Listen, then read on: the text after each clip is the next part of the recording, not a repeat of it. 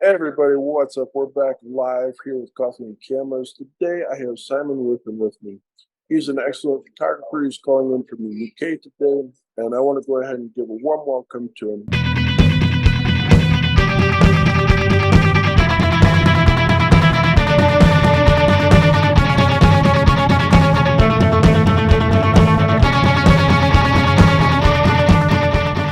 Simon, how's it going? It's going really good, yeah. Nice to meet you. Nice to meet you.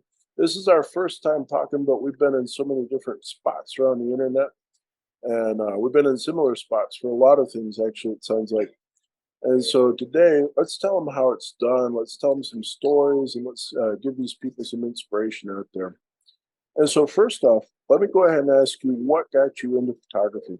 My dad originally, so my dad was a keen photographer when he was younger, and he had a little understairs dark room, film cameras and things like that.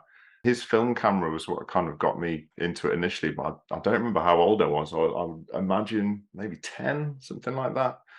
So I was sort of fascinated with that, and he had a little old vintage light meter that I remember quite vividly playing as like a Star Trek communicator because it folded down and it looked cool. So that was like my first kind of foray into photography. Then I got my first camera, probably like 10, like the old little rectangular one. And I'd take that on trips. From there, really, I had a dark room of my own when I was a teenager in my bedroom, which was amazing. Like I've always just felt like photography is like actual magic, and that's never really left me. Like the idea of not just freezing time and then in dark room has its own magic anyway. And yeah, it's just stuck with me my whole life really. And then when I've had children and growing family and documenting things like that, I'm just really passionate about it. And it's the same as I was when I discovered it really as a kid. It's just always been there for me, which is great. Nice. You're starting out in 35 millimeter film back in the day? Yes, yeah. Yeah. Nice. Oh, and the little rectangular one was that took funny little film, I think.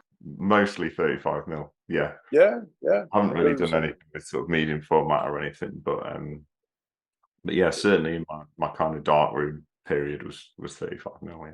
those 35s, they had 35s, they had 187 back in the day.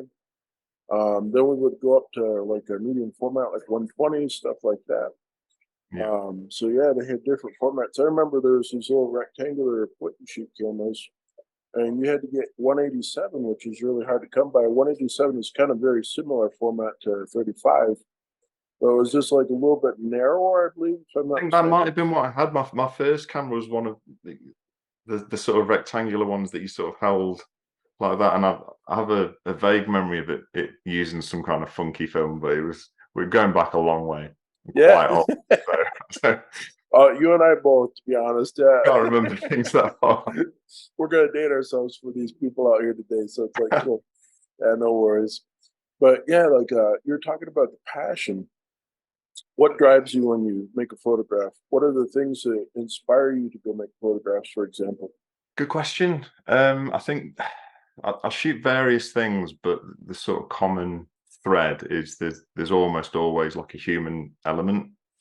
So I think sort of capturing stories is what I would say be my kind of main motivation. I do a lot of family shoots, Mhm. and my motivation with family shoots is to capture someone's sort of true personality. So I tend to shoot quite sort of natural, relaxed, unposed, kind of reactive shots, and I try and let families kind of just be themselves. I'm not really down with, you know, putting everybody, piling everybody up on top of each other in front of a white screen. I prefer to say, right, now, if you want to go and run up that tree, then you go and do it, and the onus is on me to capture it. I admire children who don't make my life easy. Like I like the challenge. That's Whereas cool. whereas parents will apologize, like if there's maybe 3 children and one of them runs off at 100 miles in the opposite direction, oh, I'm so sorry. I think no, it's like their Yeah, job's yeah. to make my life easier. Their job's to be themselves, right? My job is to try and capture it. but yeah, like motivation is always like interactions, little finding the moments within the moments. So if it's a family shoot, like an interaction between sort of siblings or parents and children, or the little moments that are there and gone in an instant, that's kind of what I like to try and capture and sort of tell a story in that frame. But then I shoot a lot of events. I shoot sort of commercial image libraries for companies and things like that. And I sort of approach them all kind of in a similar way. Obviously, very different subjects, but I'm always kind of just looking and learning to watch and anticipate when there'll be interactions. So I did an image library for a range of like care homes. And I spent quite a lot of time with elderly residents and their carers and things like that. So it's trying to identify what's important in that situation, how do you capture it. So it's about relationships and between carers and patients, and between patients and each other, and trying to communicate a happy, friendly, welcoming place with that degree of care, and trying to spot the little interactions and moments that tell that story. That's kind of, I would say, maybe the common thread for most of the things that I shoot other stuff as well, but for most of the work that I do, it's that capturing sort of human stories in one way or another, I suppose. Okay, that's cool. I like how you said you're kind of predicting the moments in there too, because sometimes I think as photographers we need to be like, I don't know, we need like a crystal ball to predict the future or something like that.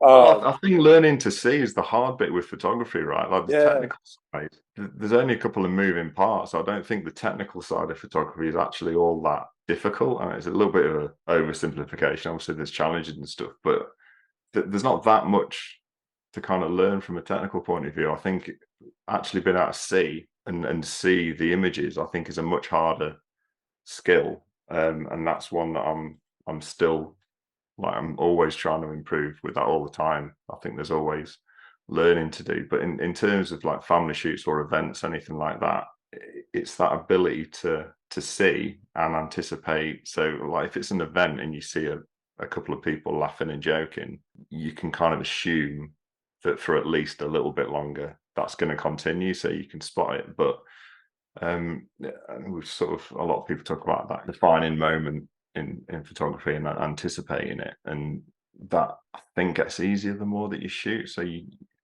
can see the image, and you can wait and hope that, oh, that person in a minute is going to turn around and smile, and it's going to make that picture amazing. And it's just learning to anticipate that, isn't it? And make sure that you're in the right position and set up correctly to capture it when it does. And then when it happens, and yeah, magic. yeah. I think you Or you said miss something it really and cool. you don't sleep for the rest of the week. Don't sleep, yeah. One or the other. It's the shots that we missed that we regret the most, as they always say, Yeah, you know? yeah, Yeah. exactly that. But I think you said something really powerful. It's learning to see. How important do you think that is for new photographers starting out? Like, how many hours do you think they should put in before they get the title of photographer, so to speak? I mean, I've been doing photography, must be nearly, like, at least 35 years, maybe pushing 40 at a stretch, and I'm still trying to learn to do it right. So I don't know. I think you can have a natural eye. I would much rather have a natural eye and not have the first clue how to use a camera than be a master of the camera and not be able to see. I think it's a much harder skill to learn. So yeah, I mean, I'm not a teacher, but I would be very much pushing the learn to look Okay. and be aware, look around it and see stuff. Because the technical stuff, your camera settings and understanding exposure and composition and shutter and aperture and stuff, there is a lot to learn. But in the grand scheme of things, I think it's only a tiny part of what photography is, and that's easy to teach and easy to go away and learn it, because it's just practical. Just go through and learn it, start here, and you've learned everything, off you go. But actually applying it and being able to see the picture and create it in the first place is a much more difficult skill, I think. And I wish I was better at it. I'm constantly trying to improve. I've always said this to students along the years in classes I've taught. It's sort of like using your head, your heart, and your gut to kind Hmm. of more feel a moment than it is to actually look at the camera and say, okay, my f-stop is f8, my shutter speed is 1/125th, my ISO is somewhere at 800 in that range. I'm there for like a cloudy day, whatever and stuff. I mean, anybody can go ahead and plug in a formula, but when you see great photography, do you feel that like it somehow communicates to you on a greater level than just being a photograph, so to speak? Oh yeah, completely. I think the emotional aspect of photography is what it's all about. No one looks at a photograph and goes, "Oh wow, that." I mean, well, they do look at photographs and go, "Oh, that depth of field or that bokeh is incredible," or whatever. But and I'm not dismissing the technical side. It is important, but Hmm. I think it's quite practical. Like it's like reading the manual and then using a tool, isn't it? They're two very different things.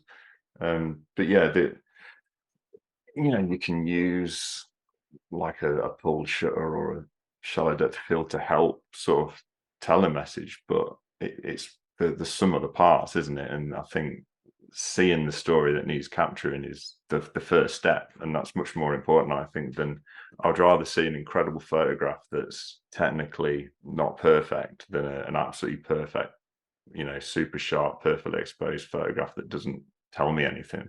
And you can get both. That's great. Like I'm a stickler for sharp focus. Like I like everything that I want to be sharp to be pin sharp. But yeah, the emotional connection comes from the subject and the story and the moment, doesn't it? Which kind of goes back to what I said before. Like I still just think it's incredible that you can capture an entire story that's, it might have lasted a second or half a second or just a fraction. It'd just be perfectly captured forever. That's magic to me. I think that's incredible. It's kind of like I always thought when I was out doing street photography, for example, in New York City.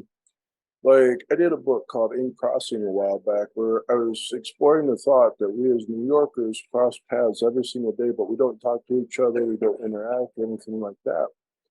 And as we photograph these moments, you say it's like magic out there, so to speak. What do you think actually goes into that? If you were to make like a recipe of photography, what goes into make magic for you? A really good question. I think for me personally, it's like I said, most of what I shoot has a really strong human element. So every image, I'm trying to make an emotional connection with that person in that specific moment.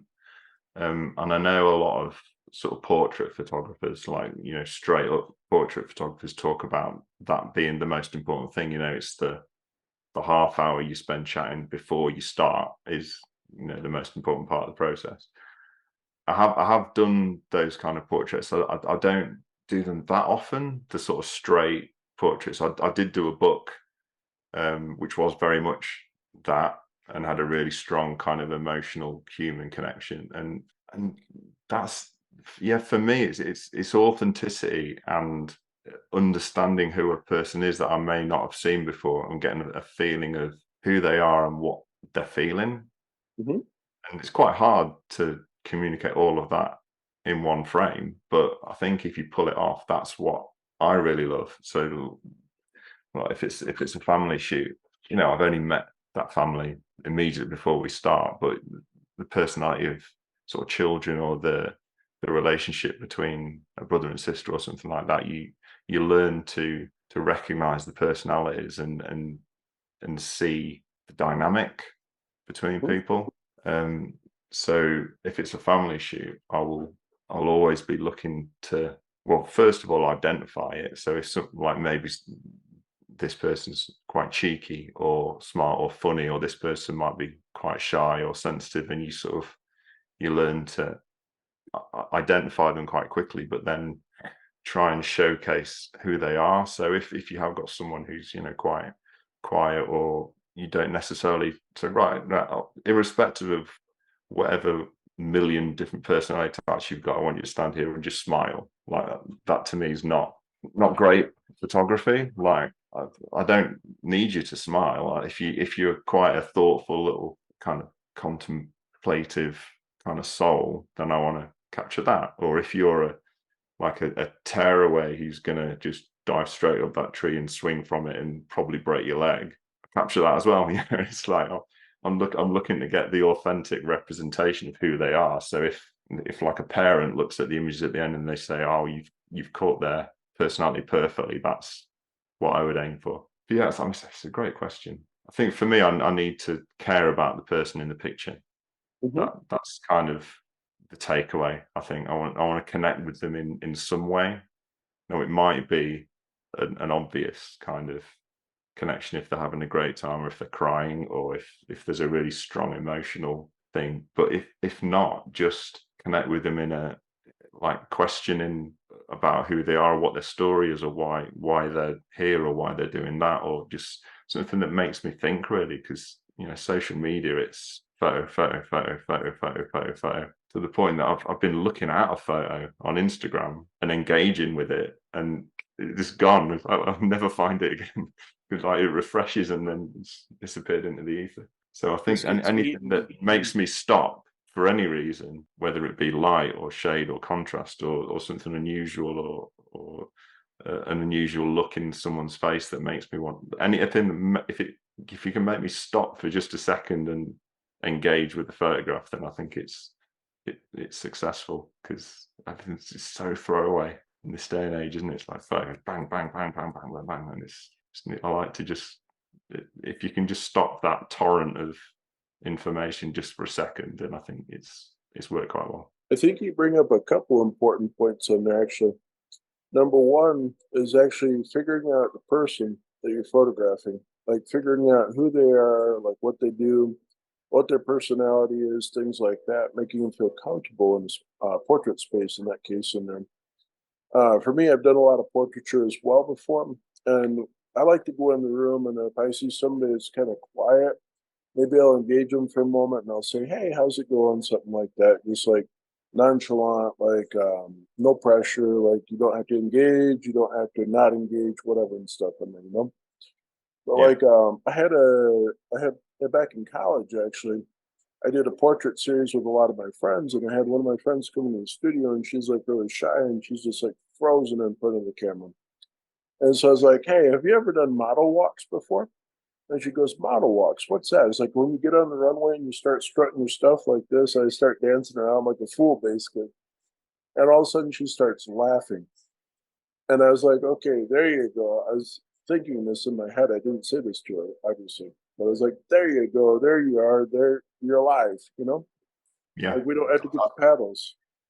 I think that's the most fascinating thing for me with portrait photography, because obviously it's like we were saying before, you can learn lighting, and there's a million and one different ways to light someone, and you can dig into the technicalities a little bit more when if you're crafting like a look or a light setup. There's a lot to learn and a lot that you can play with and stuff, but ultimately it's all about the connection that you make with that person at that moment in time, right? That's what makes the photograph. All that other stuff helps to sort of showcase it at its best, but it's just that split second where you see the real person is where the magic is, really. So I published a book, was it about 5 years ago? So my youngest has got cystic fibrosis.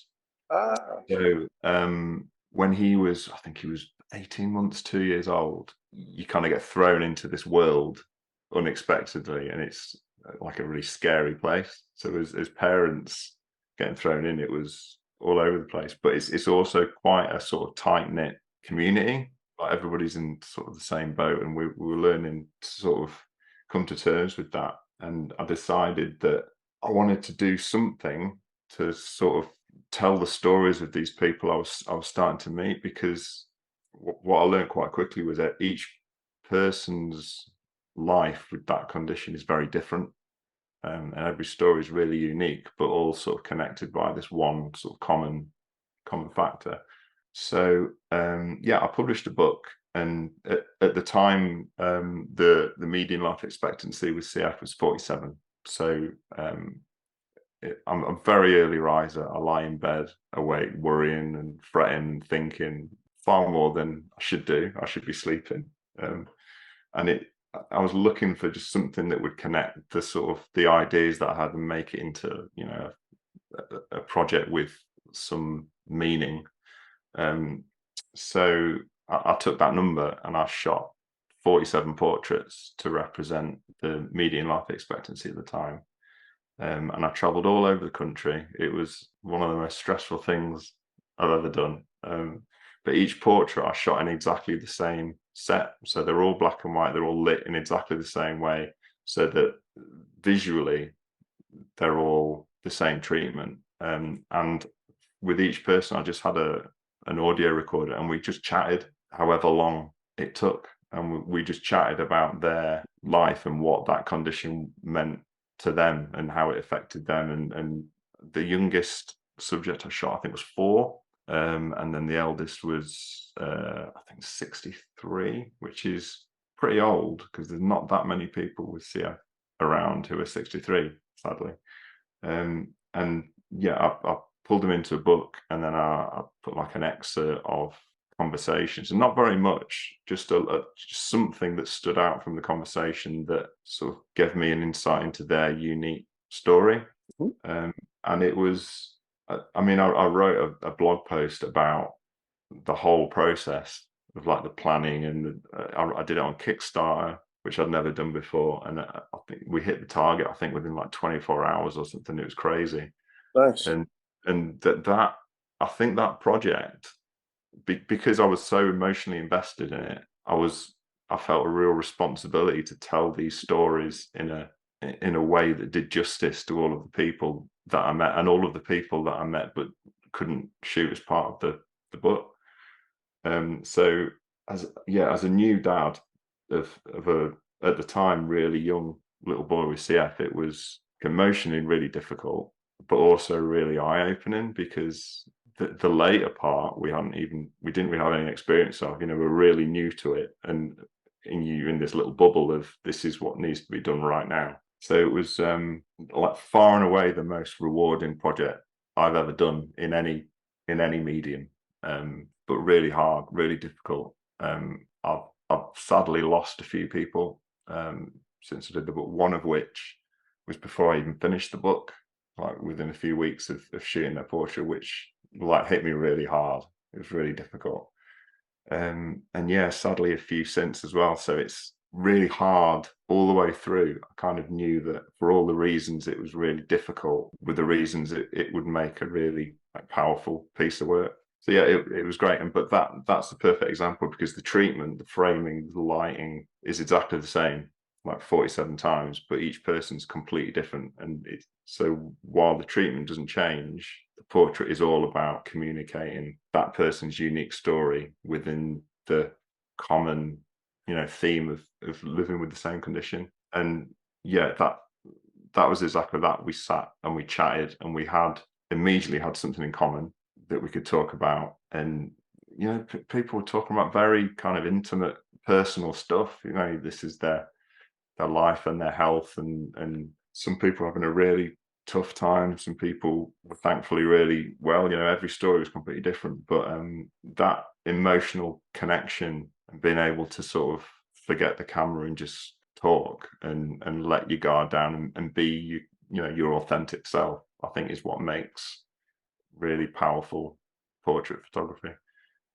I don't ever really get to shoot sort of famous people, and I always think that must be quite a tough gig. Like if you're shooting an actress or an actor, or you know, a politician or something like that, someone who gets their picture taken all the time. I would want to be the guy who gets a different picture. You know, someone who turns on like photo mode the second you arrive. You know, how do you work around that? Have you ever shot anybody famous like that? One story comes to mind. I was hanging out with my friend Frank Ferrer from Guns N' Roses. We were in the Lower East Side in Manhattan, at a place called Arlene's Grocery back in the day. And so Arlene's Grocery is like all the local rock and roll people come through there and stuff. Like famous people come through there, just like in unknown bands, and so it's a cool little spot. But Frank and I were hanging out at the bar, and our friend Tommy was there also. Frank had this really cool, distressed looking hat, like a big old cowboy style hat on, basically. And so Tommy's like, "Hey, cool hat, man, cool hat, cool hat." And Frank's just like, "Thank you." And excuse me, we're sitting around, and Tommy grabs Frank's hat. And if you ever see Tommy before, Tommy's got the hair like Fonzie from back in the day in the Happy Days show and stuff like that. Doesn't want to be wearing a hat then, right? Yeah, he wouldn't be wearing a hat I've got the exactly. perfect haircut for hats. Yep.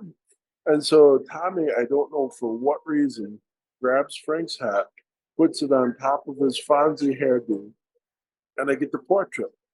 And I'm just like, this is so random and so different from anything that I would normally do.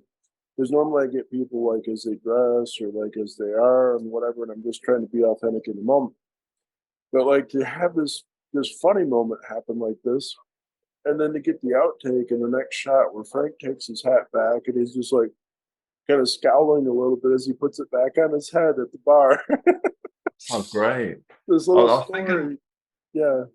yeah, I was thinking about this recently because we had the coronation recently, and there was a lot of press about the guy who got to shoot like the official portrait. Well, obviously, it doesn't come around very often. It's been a long time since the last one, and it's like, you know, once in a lifetime gig. But I was thinking about this just recently, thinking, well, like that's not the image I'd want to take. Do you know what I mean? Like it's incredible, like gig to get that, to be the person who's going to shoot that image. But for me, it's always like I always find it's the moments between. Like if I'm shooting somebody and they're in, oh, I'm having my photo taken mode, and then you have your picture, and then immediately before and immediately afterwards, that I'm much more interested in the bookends of that moment. And it's rarely that moment where we're taking the picture that gives me the image that I want. It's always, right, I've finished having my picture taken now, and then straight immediately afterwards. So I just think if that portrait of the king was like 2 seconds later, where he's laughing or joking or chatting, I'd be much more connected to it. But you probably don't get that kind of creative freedom when you're doing the coronation portrait, I suppose. It depends because, like, I mean, I started when I was about 10 years old back in the day, too. I have a grandma who was a photographer, and she gave me the first camera. I shot everything that I cared about, basically, like friends, family, things like that. But then you get to the point where you shoot for money, so to speak, and you Mhm. don't shoot for just the love of it anymore. And people have to get you to sign off on their opinion of how they want to look. How do you feel about something like that? Because you think like we've lost a creative aspect, so to speak, or we've lost like a voice or something like that, maybe? Yeah, I mean, it's a really good question. I think with anything that you love, as soon as you start doing that thing that you love for a career, there's always that degree of do you still love it as much, when you're not shooting for yourself? And I think I don't think that's a photography thing. I think that's true for anything. It's risky, isn't it, to take something you're passionate about and turn it into a career. But for me, like I said, I think I don't know if maybe I'm unusual. I don't know, but I sort of always approach paid work in the same way that I would approach anything else. Really, I'm still looking for the same thing. The context changes. I might be in in a dart event, or I might be, in an agency capturing sort of image library, or I might be running through trees or something like that. But my kind of approach is sort of the same. I'm looking for some authentic moment that's happening. If I have a commercial hat on, I've got a design background, so I'm in a really good position for stuff like commercial, like image libraries, because as a designer, I know what I want from an image library. So, you know, variations, editorial space, this kind of stuff. I do it without thinking, so it gives me a really good kind of position to capture those kind of images for people. So I juggle more. So I'm still I would still approach photography in exactly the same way, but I would be mindful of the person I'm shooting for and what they need from me, because you're shooting for yourself. You're just wanting to create for your own benefit. you know if someone's paying you, you need to understand what they need. And it's, they don't need some beautiful fine art, black and white stunning image to hang above their sofa. They need something for like a social media banner or a magazine or something like that. I quite like that. It keeps me kind of on my toes. You know, there's a lot to think about, especially if it's like quite a fast paced kind of shoot, and juggling that the technical aspect with composition and seeing moments and anticipation and stuff, but also being mindful of the brief you've been given. I quite like that. It's quite fun. I try. I mean, you're right. I think you can be shooting something really kind of dry, and there's certain shoots where it's a case of, right, what do you need, and I will capture it, and there you go, that's great. And I'm not going to be really excited by the images, but I would like to come away from any shoot with some images that I look at and think, yeah, I've captured that really well. If I can meet their brief and also satisfy my own like creative itch at the same time, that's sort of the sweet spot. But it depends on the job, doesn't it? If you're doing like e-commerce for a thimble company or something like that, there's limited, opportunity perhaps. Yeah, I like to try and care about every shoot as if I'm shooting for myself, really, because I think that's what gives you best results. You have to go in there with the mindset that you get to go up every day and just do what you love, kind of thing on there, so to speak, Yeah. I think. And so, like, you're mentioning the coronation, like, I'd be the person to go ahead and get, like, the king eating a cheeseburger at McDonald's or something like that, Oh yeah, I'm all over you that. know? That's the I Yeah, want to see. Yeah, yep. 100%. But everybody does like the formal thing because, of course, they got the brief and there's like this image that you have to portray and like all this kind of stuff out there, you know? Yeah, especially like something like the royal family or a particular celebrity or something like that, where you only ever see a really carefully curated, filtered view of someone, and they have a public version of themselves that's completely different to their private one. I see you see the public one all the time. I'm not really interested, but you show me a picture that captures the other side, then I'm interested, right? I shared an image just this week. I think I can't remember who the photographer was, but it was Marilyn Monroe in a it was I think it was a print that Magnum had made available or something like that. And it was Marilyn Monroe in a casino, like sort of casually sort of resting across blackjack table or something, and it was stunning, because it was, guard down, relaxed, clearly like late at the end of the day. And that's much more interesting to me than like a studio shot of Marilyn Monroe, like beautifully lit and looking fantastic. Like I'd much rather see the person than the persona, I suppose. Everyone always talks about like the final sitting with Bert Stern. And that's like one of the most famous Marilyn Monroe settings out there, basically, is like that final setting. And the one where she took her finger and she dipped it in ink and then she put an X over herself. She didn't like herself, basically, is what it boiled down to. Yeah. And so, like you're saying, seeing her in a casino versus seeing her in a formal setting like that, and one, she's just like herself, basically, and for real. And Yeah. the other, she's like this person that everybody wants her to be, so to speak, and she's living up to this pressure that maybe she's even built up in her head back in the days. Something I'd say about being celebrity on there, you know? Yeah. It's like it's the pressures that we put upon ourselves that we have to fight against all the time, in a lot of ways, even as photographers. Yeah, no, I think that's right. And it comes back to what I said before. It's authenticity, isn't it? Like I'm.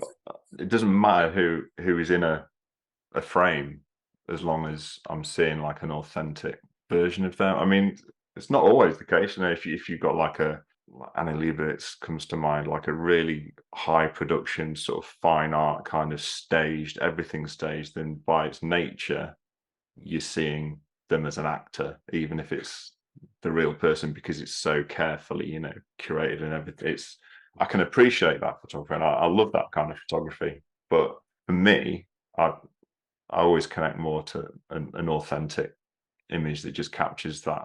Like I said, I sort of use that term, sort of the in between moments, quite a bit, because the more I shoot, the more evident it is that you see it, and then it goes away when you lift the camera, and then it comes back, and it's learning to kind of orchestrate a situation where that moment carries on while the camera's up.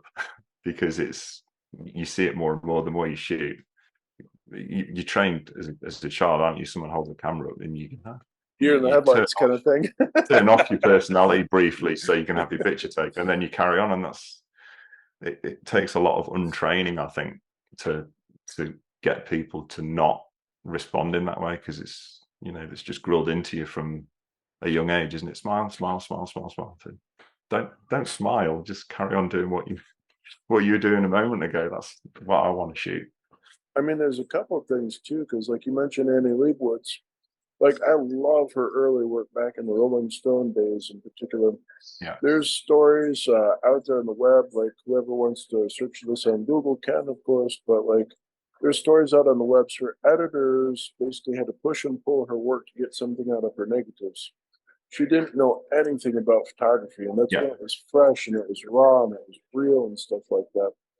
I mean, when she went in to make the last sitting of John Lennon, for example, and she's got that intimate pose with John Lennon and Yoko Ono, stuff like that is what the authenticity and the stuff comes through. Because like later on in her career, like she shot a whole series for Disney, for example, and she shot Queen Latifah as Ursula.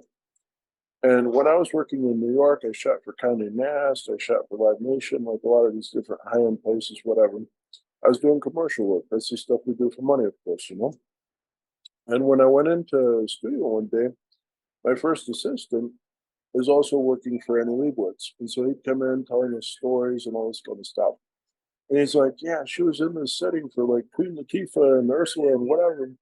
And she threw a $10,000 camera across the room. I was like, let me in there. Just let me in there for a moment. I'll be like a football player. I'll be like, touchdown. And I'll Did you keep get any running work right done? up. I wouldn't have got any work done in that situation. Just gassing the whole day. I leave a bit stories. Right? And I'm just like, just let me in there and I'll keep running right out that door and I'll be like, touchdown. And it'll be like a sports play or something like that. I don't really care for sports, but it'll be a sports play, you know? And Yeah. so that's the thing though, is it's a production instead of the authenticity like the old work from Rolling Stone was back in the day. She just took 35 mil camera, made the work that was in front of her. Nowadays, she's got an entire team. They set up all the lighting, the settings, everything, and she Yeah. just walks in and she interacts with people and pushes the button. So Yeah, she gets a lot of shade, doesn't she, Anna Leibovitz? I think it comes with the territory of being so well known, because on the one hand, you're saying, oh, early Anna Leibovitz didn't really know how to use the camera, so she's not a real photographer. And then you've got present day Anna Leibovitz who says, oh, she just walks and it just presses the button because everyone's done it all for her already. You can't win, opposite ends of the spectrum. And I really love her work. I think like I would like to do more sort of kind of curated environmental portraiture type stuff where it's a little bit more, slower pace, building the scene, bringing more of the environment. I shoot a load of stuff that's shallow focus. I shoot through trees, I shoot through leaves, and I like to be sort of tunnel vision a certain bit. That's kind of a lot of what I do. And I'd like to do more where you slow right down, you sort of bring in a little bit more, and it gets a bit harder, making life harder for yourself because you've got to work the frame a little bit more. And I do really love it. While it's not the kind of stuff that I do at the moment, I do really love watching people craft the setting, multiple lights and this, and seeing how they sort of build from nothing to a really elaborate kind of beautiful image. Like, while it doesn't align exactly with the way that I shoot, I really admire it. And like, I think Anna Leibovitz is a perfect example of that. She may walk in and do that, but it's not like she hasn't like done all the work. Like saying to someone, right, I want this light here, here, here, like that's not a lack of skill, is it? That's directing a high level production. So I don't buy into it. I think a lot of the stick she gets is just purely on reputation. People assume, well, I've heard of you, so you should be amazing. If I don't think it's amazing, then you're rubbish. I'm not down with that. But yeah, I love that kind of photography where it's really slow and every little detail is there. So it's not authentic at all. So the complete opposite of what I said before, but perfectly, like, there's a place for it. It's just doesn't something that comes across my plate very often. So I always think of it like watch photographers, basically, because if you're doing like still life product like that, you have to be really high attuned to Touching up every details. piece of dust and stuff. Yeah. Yep, you have to get the blowers out. You have to go ahead and get the little brush out, whatever. But like if you're doing watch photography, that's never just one shot. It's always composite Yeah. Yeah. because they're lighting for the face on one side, they're lighting for the reflections on the other side. They're placing every highlight and shadow exactly where they want it, basically. Yeah. And so, like high-end production, like Annie's doing, she's doing the same kind of thing these days, but it's more like pre-production than it is just going in and saying, "Hey, like I'm going to make this shot. You're going to be Queen Latifah. We're going to get our putty or whatever and make these tentacles, and we're going to paint them all purple." And yeah, Yeah. That's the reason you can walk in and press the shutter is because of like the 9 months that you've spent previous, right? Where yep, you've been in a warehouse creating the shot from scratch with somebody else, like over and over and over again. yep. So I don't think it's a valid argument at all. But yeah, like I've always been really fascinated with all aspects, even if it's not stuff that I shoot myself, and that's one of them. And things like street photography, it's not something I've really done very much of, but it's one of the things I look at the most. Like I really admire it from afar without actually doing it. Like I was based in the city for like at least a decade, about 10 years ago, and my kind of love of street photography sort of came in not long after. I work from home now, so I'm very rarely in the city, and I kind of wish my interest was a bit more peaked when I was there, because every day I just walking around the city with nothing to do other than clear my head. And I just wish I'd been more interested. It's not like New York. I think you said shooting street photography in New York. That sounds like it could be a blessing and a curse to me, because everyone Definitely. thinks, oh, well, where I live isn't really that interesting. But New York, like there's no excuses, is there? If you live in New York, you should be able to produce incredible street photography every day, because that's where all the incredible street photography is, right? So that's a It's lot of in. pressure. It's interesting because we're talking about YouTube earlier. For anybody that's out there that doesn't know about this, but we're talking about YouTube. There's a guy goes by Polly B. I've never met him. I've never talked to him. I think it'd be interesting for the series one day. So Polly B, if you're watching this, hit me up. But he does a street photography series on his channel where he's interviewing all these new school street photographers. And so if you think about, we're talking about the history of photography, like there's the Henry Cartier-Bresson, there's like the Robert Franks of the world, etc. And I mean, I've never talked to Henry Cartier-Bresson, but I was friends with Robert Frank in New York before he passed for 2 years. I met him by chance on Bleecker Street one day, and I was talking to my friend, and I was like, "Hey, it's Robert Frank," and he's sitting there with his famous Leica camera hanging around his neck, and he's just sitting on a standpipe. I'm just like, "That's Robert Frank right there." But if you talk to somebody like Robert Frank, he's like, "I've seen it all before. I've shot it all before. I've done it." And we're talking about like the art of seeing, basically, and learning how to see.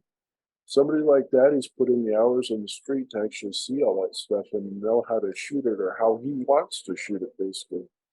Whereas if Yeah, you compare that to like the new school street photographers out there that Polly B's interviewing, like there's this guy who goes by Billy B. He's an astounding new school street photographer.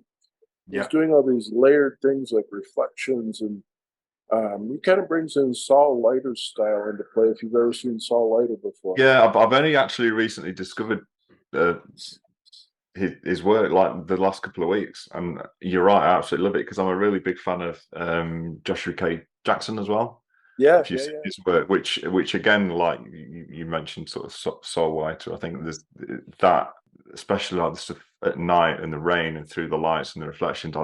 That's the stuff I love, and I think the reason that I find street photography really fascinating, like you may agree, you may not, but for me, I think it's a genre like no other, in the fact that it's really hard to get an image that's brilliant, and you see loads and loads and loads, and a lot of it, if it's just someone walking down a shopping street or like, and I spend a lot of time looking at it because I'm trying to work out, why do I love that image, but then there might be 1,000 that I think it's just someone's done that on the street. And the difference between, and I've seen a lot of interviews with street photographers who say, I might get 5 images a year, that I think are great, and they might shoot, I don't know how many tens of thousands in that year. And that's what I think is really interesting. Like it's really hard, but it looks like it should be easy. And what differentiates the kind of guff and the not just the nothing images from the incredible ones, and I'm still not entirely sure. And I think that's why I spend so much time looking at it, because I'm trying to work out the magic. Because when you get it, it's incredible. But I see so much street photography, and I just think, it's just not doing anything for me at all, that image. And yeah, the people you've mentioned are particular favorites of mine. I look at, I think, oh, they're incredible. But of course, you don't see all of the others, and the hit rate must be incredibly low. And I like the determination. It's one of the reasons I don't do it. You know, I'm a family man. I haven't got time to be wandering the streets for hours every night. It's just not the life that I have now. You know, whereas when I was in the city, it's a missed opportunity. Really, I wish I'd had more of an interest in it at the time. But I find it a really interesting genre, because I see loads and loads and loads of just really not very good photographs. But then at the same time, another thing that I've been thinking about a lot recently is I see vintage photographs, and if you see a lot of these street photography images that I see, that I think, oh, that's not doing anything for me at all. It might just be someone's shot Mhm. or someone's high street, and you think, it's nothing. But then I'll see someone share an image of the same high street from 150 years ago. Mhm. You think, oh wow, that's an incredible image, because look at the tram and the horse, and look at what the shopkeeper's wearing, and I find that image incredible. So I'm always really mindful, and I think this is the same like with the family stuff that I shoot. I'm always trying to capture a really nice image, but in my head, I'm always capturing it for 30 years time, Mhm. because I shoot a lot. That I do shoot color occasionally, but for family stuff, like my passion is like black and white. I love it as a medium, um, and a lot of the family stuff I do is black and white, and it's because like my motivation is to create like a really timeless, beautiful image that captures a person at a stage of their life. But I'm always thinking of, like, even when I'm shooting stuff, I'm thinking of someone looking at that image 30, 40, 50 years time. And I think that might be one of the reasons I like to shoot black and white, because when I look at images from that time in the past, they're black and white, right?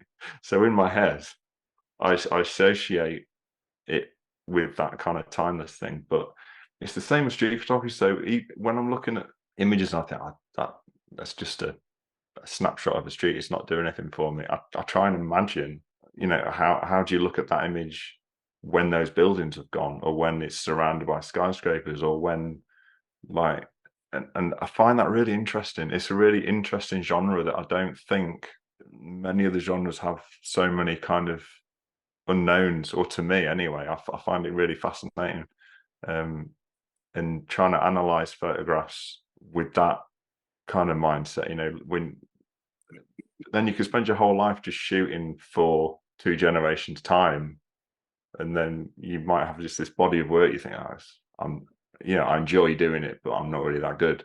And then 2, 3 generations time, someone might look at the work you're doing. Oh, it's incredible! Look how he's documented this whole city as it was, and I think that's part of the magic of it, isn't it? It's capturing that moment so people can look back at it on another time, and that emotional connection sometimes takes decades to form. So we're talking about, you know, that emotional connection being important in what makes a good image. Maybe that's it. You look at an image of your street as it is now, there's not really any emotion, because you see it every day and that's what it looks like. But you look at that same image 40 years time, there's a really strong emotional connection, because it's nostalgia, and you go, I remember that shop. I used to go there and I used to buy these sweets and they cost this much. Then that's the same magic. It's just a bit of a delayed response.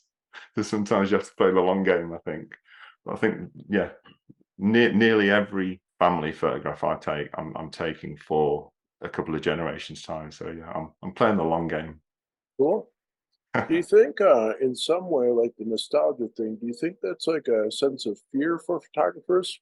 It's like, I mean, I've seen a lot of people trying to do that, like with black and white or like even the sepia toned images and stuff like that. Do you think there's like a certain sense of fear or like remembrance of past that like haunts us in the back of our heads to the point where we're like trying to recreate that moment to understand it or something like that? Don't know. I'm not sure. I know for me, I remember photographs growing up, and it might be like a grandparent when they were young, or like your parents when they were children or something. And I know for a fact that my work has been really influenced by images that I've seen that were taken years ago that I've had an emotional attachment to, in terms of whether it be like the interaction that's happening, or the setting, or the light, or the moment of somebody that I know very well but have never seen in that moment. And having those kind of photos around me growing up has definitely influenced the way that I shoot, because I'm always striving to take those pictures. That's kind of my main motivation, is I want to shoot pictures like that, that at this time people would look back on and go, oh, well, I remember when they were like that. Or especially with children, that you go to the loo and you come back and they're 10 years older.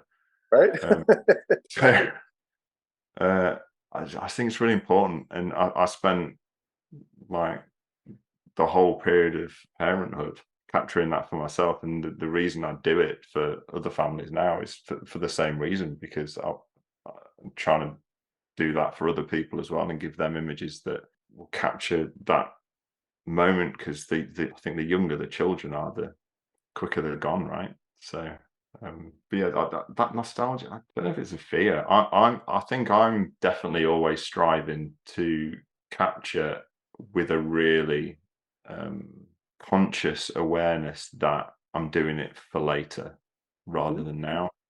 I don't know if that answers your question or not, No, but that's good. That's really yeah, good. it's something I'm really aware of quite often, that I take stuff to enjoy now, but really it's for when people look back on them. I want them to look back on them and bring back a specific memory, or a specific feeling, or a person that may not be there anymore. I discovered that pretty abruptly myself with the book project. Like the photos take on a completely different meaning the second the situations change. So it's that's something that is always at the kind of forefront of my mind, I think, when I'm doing photography. If you look back at your book now versus when you shot it, does it mean something different to you now than then? It's a good question. I think, uh, as more time passes, I look back at it more as a, oh wow, I created something that I'm really proud of. That you know when you do projects and you're in the moment of it and you're really proud of it and you release it into the world, and then you look back and you go, I wish I'd done that, or I wish I'd. There's always something that you go, oh, I just, I think that's the only project I've done in my life, I think, where I look back and go, yeah, I wouldn't change a thing. It's exactly what I needed it to be. I did it to the best of my ability. I was really pleased with how it came out, like the impact of it, like the relationships and conversations, and other like projects and things that have come directly from that. Like I'm still in contact with everybody who's in the book, and their friends and their family and their friends of friends, and it's a whole. I'm really fond of it, and I'm really proud of it, and I don't think I'd change anything. But I think that the more time that passes, the less it becomes. I guess the kind of emotion around it is less intense, and it turns into more. I pulled that off, and I'm more like proud of it as a piece of work, rather than the wider kind of emotional feeling, if that makes sense. So yeah, I look back on it slightly differently, but yeah, it's really nice to sit here, like however long it's been, like 5 years or so on, and go, yeah, no, I wouldn't change anything. It's exactly what I wanted it to be, because I've never had that with, I've done all sorts of different kinds of projects, not just photography, but in other things, and there's always stuff that I'll do differently, and this is the only one that I go, no, it's exactly what I needed it to be. So that's nice. It's not something I'm used to. Nice. That brings up a Yeah. great question, actually.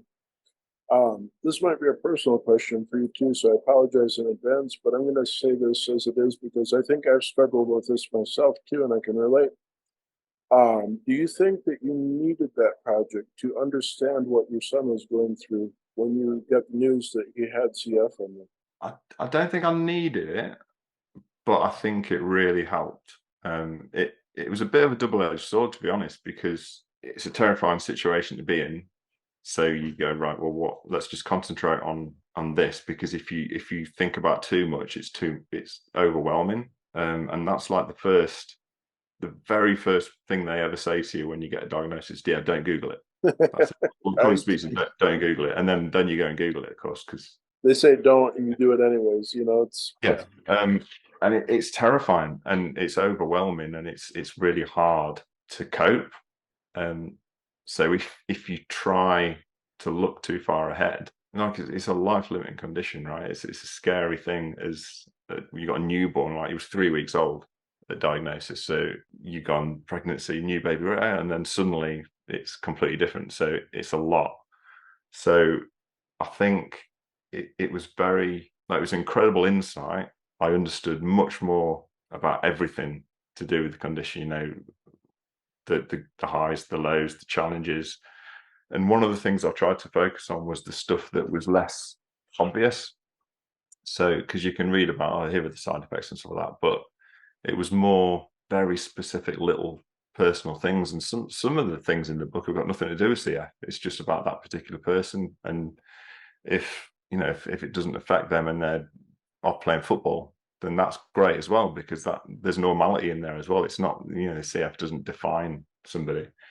But while it did help me learn all this stuff, it was really overwhelming because Ellis was really young, and I'm talking to people who've had lung transplants or needed lung transplants. I'm talking to people who were in the process of dying. It's really, it was really, really hard. It was a really hard project. And yeah, I really struggled. There were times where it was a lot. But it definitely changed my relationship with the condition, I suppose. It could have very easily been far too much to cope with, and it nearly was, I think, if I'm honest. But yeah, I'm really proud of it, because I think I had to take a few kind of knocks in order to tell the stories I needed to kind of put myself into that position, and it was really difficult, and especially like with the people that I lost during the project, it was really hard, like really difficult.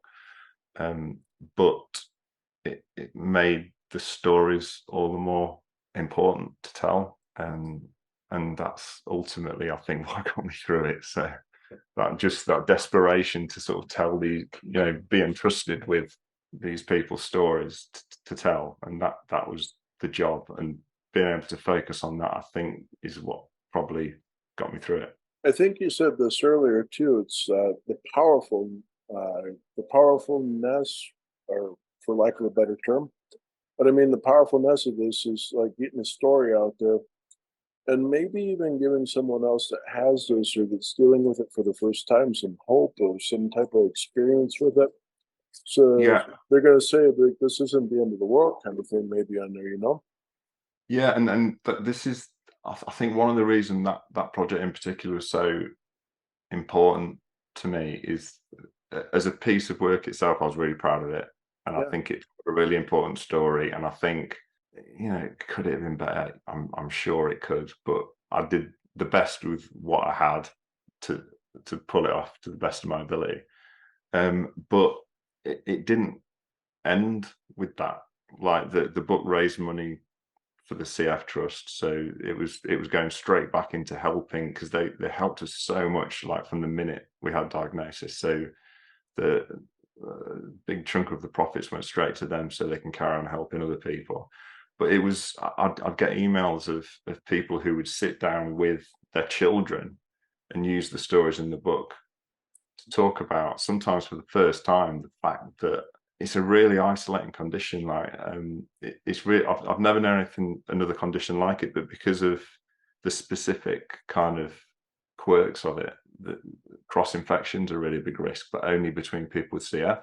Mhm. So, like, if you imagined you had two children with cancer, it's a really awful condition, and you would, like, the normal thing would be, right, well, we'll get people together so they don't feel like they're the only one, and that it's not just them, and then we can do these things together, and they can understand that there's other people there. With CF, you can't meet other people with CF, like, to the point that if we go to clinic, we've been in clinic before and accidentally kind of seen someone coming the other way and been dragged into a cupboard. It's as extreme as that. So it's incredibly isolating. Like, if you're a young person with CF, and someone's saying to you, "Oh, you're not alone. There's other people." Well, you can't ever see them. It's like this kind of, like, you're just there on your own. So it's really isolating. So I'd get emails from people who'd sat down and used the book with their young children and gone through the story and said, "Look, this person," and they'd go, "Oh, that person got sick. Or do they take tablets like me? Do they have to go to clinic?" And obviously the theme that connects it all, although it's not spoken about in huge amount of detail, but the life limiting element of it is the sort of sad truth. Now, thankfully, since I've done the book, that has improved a lot. The medication and the developments have been incredible, but people were using the book to sort of broach that subject at the first time. There's children who the first they hear about it being life limiting is when they go to school and they cover CF in science, and then they Mhm. go home, am I going to die? Like, it's horrific, really. So, and finding out that you can kind of use that project to sort of instigate a conversation about such a awful and sensitive topic is incredible, so it feels like there's a legacy of, those stories have been told, but they carry on being told, and in some cases, like, long after, sadly, the people are here, but their stories are still doing good, I suppose. They're still leading to important conversations, and they're still letting people know it'll be all right in some cases. I really didn't want it to be a pity book. Like, I didn't go in and say, right, I want people to look poorly. I want, like a powerful, like, war photo of a starving child like that. I just want it to be authentic. So in some other photos, there's young kids just laughing and just telling me that they're going to do ballet or something like that, which is fine. That's amazing. Other people are really, really struggling. They can't breathe. They're maybe 20-25% lung function, stuff like that. And it's just being honest. And that's what CF is. There's highs and there's lows, and that's the truth of it. And that's what I wanted to communicate. So I would always pick the image, like the write up, going back through the audio and selecting the text. It could be weeks, maybe even months after I met the person, but the image I always picked almost immediately after, Mhm. when the conversation was fresh in my mind, and I'd look through because we were chatting, just shooting and chatting, shooting and chatting. So took loads of frames. But there would always be one that I thought, that's the person that I spoke to, that Mhm. that frame, and that would be the one that I picked. And if they're looking happy or smiley, great. If they're looking like just crushed, that's fine as well. Whatever tells, whichever image is their truth on the day that I met them is what I'll go with. So I'll pick the image, and then I may not finish the sort of book entry for a long time, but it was important for me to pick the frame while the emotion of the conversation was fresh and raw, if that makes sense. Yeah, definitely. Um, I can't remember what your actual question was. I'm sorry. I went off on I went No off on worries. I a was tangent. I was kind of getting at, like, is this something that you'd understand what the condition was back in the day? The reason Yeah. I asked the question too is, like, I've been in similar shoes. I have a good friend back in college that actually passed away from bulimia. And Okay. so she had an eating disorder where she would basically not feed herself and stuff like Yeah. that. And this comes from like the pressure of looking at things online or like looking at other people or whatever and being like, I have to be like that, whatever. It's like a mental condition kind of thing, maybe. But when I did this, I was like, okay, I've got to do a senior thesis and I just lost my friend. Like, what am I going to do kind of thing, you know? So I decided to do the book called Resonance, which was exploring body image issues. And I decided that I was going to do nudes for the first time, which I've never done before this. Okay. And I decided everybody age 18 and up is welcome. So I ended up doing 18 to 84. And so whoever came in the studio, it didn't matter what they looked like, what their story was, whatever. They can pose however they're comfortable and stuff like that. I pushed the button and I gave them a chance to write up a little blurb, sort of like you're doing with the audio on the tune. I Yeah. was like, we're going to print your words in the book and we're going to put your picture next to that. And they're like, cool. And some people would come in and they would hide their face or they'd like kind of shy away or whatever and Mhm. stuff. And I'm like, that's authentic. That's real. Let's do this. Yeah. And some people would come in and like I had the 400-pound guy come in basically. And he's like, ta-da, this is me. And I'm like, that's amazing. Bravo. Yeah. I was like, yeah. I mean, the 84-year-old grandma that came in and stuff like that. Like you would not imagine this stuff from what you see in like traditional media, so to speak, Yeah. because like the traditional media puts out like, the perfect person, whatever the idea of perfect is out there and stuff. They don't tell these authentic stories like we're doing with these book projects and stuff like that. And so, like for me, I always felt personally I had to do this to understand what happened to my friends, so to speak. Because like hearing how one guy that was in college with me like used to cut himself because his parents like pressured him into sports and like all this stuff that basically they thought he should do growing up or something like that. Like hearing this kind of stuff like made me understand where my friend was at mentally and Mhm. whatever and stuff like that along the way. And it kind of helped me heal, I think, in a sense. So Yeah.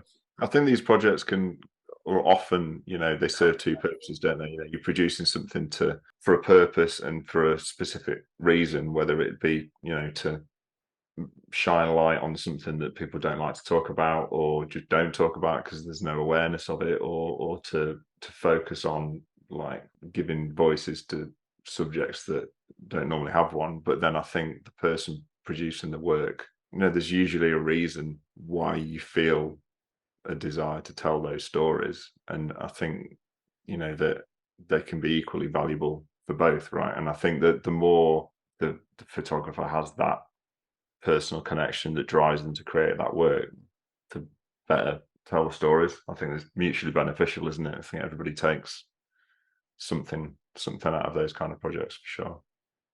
one thing I'll mention too is when I was back in school, I was very fortunate to have a man named David Turnley as one of my professors. Now, if you're into street photography, you love David's work, and he's been a documentary photographer also. He's been in Africa, he's been in Tiananmen Square, he's been in the Iraq War, like all sorts of crazy stuff. He's currently documenting a lot of stuff with Ukraine. And so going through this stuff, seeing David's work and hearing the stories and like how he talked himself into going into Iraq, for example, he somehow managed to get onto the plane and he's going into Iraq and they check everybody's passports and stuff before they deboard you from the plane. And so he's like, "Oh, I didn't have any permission to actually be there." But the guy comes up to me and he's like, "Oh, I'm so sorry. I'm a photojournalist. I'm just trying to cover this and tell the story of the people," is what he told the guy. And the guy goes, "Where are you from?" And David goes, "I'm from Detroit."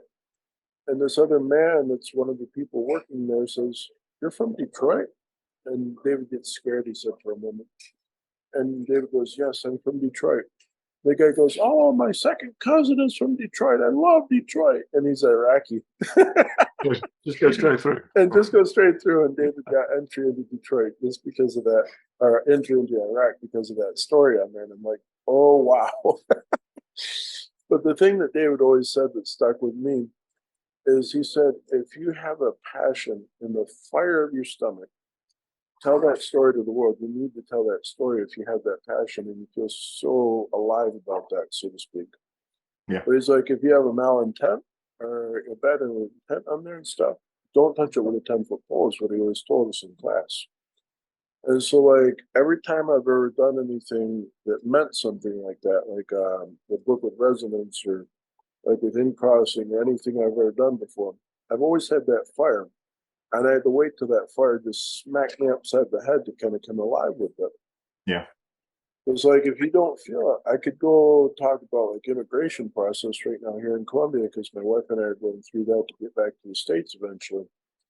But do I feel that fire? I mean, for my family, it's great. Like we'd love to go ahead and do that, but I mean, we're okay here too. And so like I'm like, yeah, I'm feeling lukewarm about this. So, like, what is there to actually say about it, you know?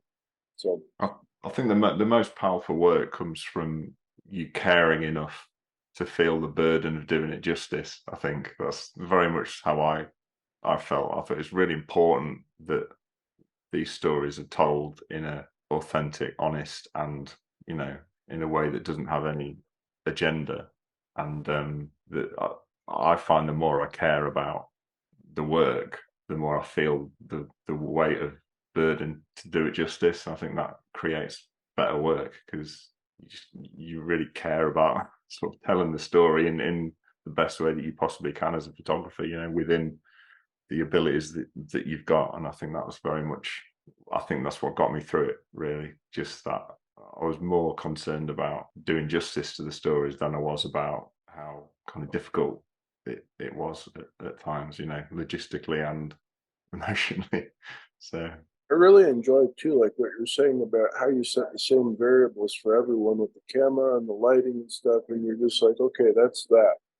And you kind of just get that sense of technical out of the way, and you're more concerned about telling the story and interacting with the subject and stuff like that. yeah, I mean, it was a creative thing as well because it was a kind of look that there's a commonality that binds all these people, but they're all very individual and their stories are very unique as well.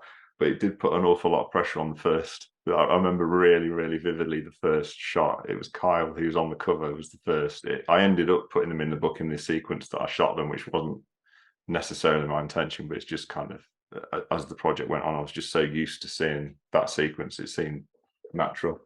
Um, but I remember because I knew that I was going to use the same lighting and same treatment before I started. But the weight of burden on that first one, because I thought, if I screw it up, I'm going to have to just screw all the others up in the same way. And it was really stressful. And I remember I was really lucky because Carl, who I shot first, it was a really striking image. He's a young lad, got all tattoos on his arm, really striking portrait. Mhm. And I remember my wife saying I came home and it was only when I took the first portrait that I really kind of believed that the project might work. Because when you have an idea in your head, you can picture it and stuff. You But have yeah, to that throw the first one spaghetti to the was wall so to see if it stressful. sticks. Yeah, it was really stressful because I knew that whatever you learn. I hadn't done huge amount of portrait photography at this point. Like I was kind of learning as I went. So you would anticipate that your abilities would improve as you shot nearly 50 people, but I needed to kind of start at the level I was going to finish on. So it was pretty stressful, but thankfully worked out. So. Do you think a lot of photographers get trapped by the technical aspects of the camera and the lighting and things like that when they're trying to tell stories? Um, I definitely think some people maybe focus on it too much. And maybe that is because it's easy to control, isn't it? Like I like to be in control of everything. I'm really kind of regimental and I like structure and order and stuff. So aperture, shutter, I can control that. It's within my abilities to keep control of it. But the important stuff you don't have any control over really, and that's kind of what makes it exciting. I think, yeah, nothing good ever comes easy, does it? So For you, how did you get over that lack of control, so to speak, when you're interacting with your subjects? I think by doing it. I mean, what if nothing else? I found that project really helped me as a person to connect with people because like I was painfully shy growing up, like Hmm. really shy. I'm terrible in social situations. I don't like making small talk and stuff. I'm just not very good at it. I'm not comfortable in that area. If I'm talking about work or something that I'm passionate about, I'm either here or I'm up here. So if it's something I'm passionate about, I'll talk all day long. But in like a sort of just general social situation, I've always been really kind of uncomfortable and quiet and shy and really like detrimental when I was young. Mhm. So like with all the other things that made that project hard, I knew that that's the thing I was most kind of nervous about because I'm rubbish at making conversation with people. I'm terrible at it. And I knew that the, the success would come from being able to go to complete strangers and instigate conversation and make them relax talking to me, which is not my strong suit at all. So um, I was more concerned with that really, but it really helped, and I think photography in general has really helped me with that because I appreciate that my work will be better if I'm able to do this. So it trumps my discomfort, if that makes sense. Like I'm not good at it, but I know that by doing it, I'll produce better work. So I force myself, and then the more I do it, photography has really helped me in that respect. I think I still feel like I'm terrible in social situations, but I, I'm much better, I think, now than I used to be. What is a piece of advice that you would give a new portrait photographer that's just starting out, that's terribly shy? What's something that you would say to them to give them some inspiration? Specifically, terribly shy. So like me. I would say if you're really, really shy, maybe just think of a couple of just leading questions just to start. Just anything that instigates some kind of conversation. But yeah, and any kind of new portrait photographer, I think, learn your technicalities because it is important, but focus on the person. You know, you're there to shoot the person. You know, you could be pointing your camera at a tree or a scene or something, but you're there to capture that person, and you need to understand what makes them different to the next person, to the next person, to the next person. And the only way to find that out is to connect and talk to them, you know, and be aware that that will get you the image. That's the difference between a passport photograph and an incredible portrait, is that interaction, that sort of dropping of barriers. And the only way to do that is old-fashioned human connection. And if that's not what you're good at, like me, you just have to suck it up. The more you do it, the easier it gets, right? I'm It still does there. come like ripping a band-aid, kind of like the more you do it, the easier it gets. Yeah. Yeah. For me, And I want to do the best work I can. So knowing that it will be better by me being uncomfortable, so be it. You know, hopefully it gets less uncomfortable the more you do it. So gives you that fire, so to speak, right? yeah, exactly. Couple things that always worked for me over the years, because like I used to be incredibly shy back in high school too. I came from a school until eighth grade where there were four people in my entire class. And then I Right. go to a high school and there's like 186 kids in my class. And I'm like, big difference right here, you know? Yeah. But the thing that always got me through is who are you and where are you from? Those two questions, no matter where I've been Yeah. in the world or no matter who I've shot before and stuff like that, everybody has those two things in common.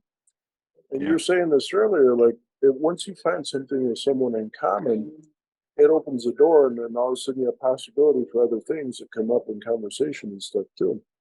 Yeah. I don't think it matters what you're talking about in the first instance, does it? It's just it Yeah, opens that channel to allow you to find something that you can actually talk about with some emotional connection, right? It doesn't matter what that entry point is. So yeah, yeah, I think if you're really shy, just like you said there, just have a couple of just nothing generic open questions that you know will start, and then hope that you navigate a kind of a natural path to, you know, some people can just turn it on, can't they? Some people are just naturally great at communicating. I'm not one of them. I'm yeah. trying to get better, but you know, there's different techniques, I suppose, depending on. I think being aware of yourself is the first thing. Like I know I'm terrible in those situations, so I'm going to have to work maybe harder than somebody else, but at least I know that, so I can try and prepare and get myself into a position where I'm a bit more open to getting dragged along that conversation. I'm great once I start, I'm okay, but it's just, and I'm much better now. I think photography's brought that out of me a little bit more. You know. That's cool. Yeah. It's like I was saying earlier with the conversation with my friend in the studio back in college. Like I started doing the model walk and the runway Yeah. walk. I mean, I'm a 6'4", heavily tattooed man, and to see me do that, if you don't laugh after that, you're dead to the world, is what I'm going to say. Yeah. I think as you get older, you kind of realize, what's worst that can happen, kind of thing. It's Right. doesn't matter if you look stupid or if you say something stupid. It really doesn't matter, does it? There's more important things in the world. So, I mean, that brings a good thing to mind too. I have a grandfather that used to say it like he was. He passed when he was like 92 years old. But by the time he got to that, he just told everybody exactly like it was. He's like, if I go out tomorrow, I said my. I haven't got time to tiptoe around people anymore. Yep, exactly. Yeah, Yeah. that's fun. Yep.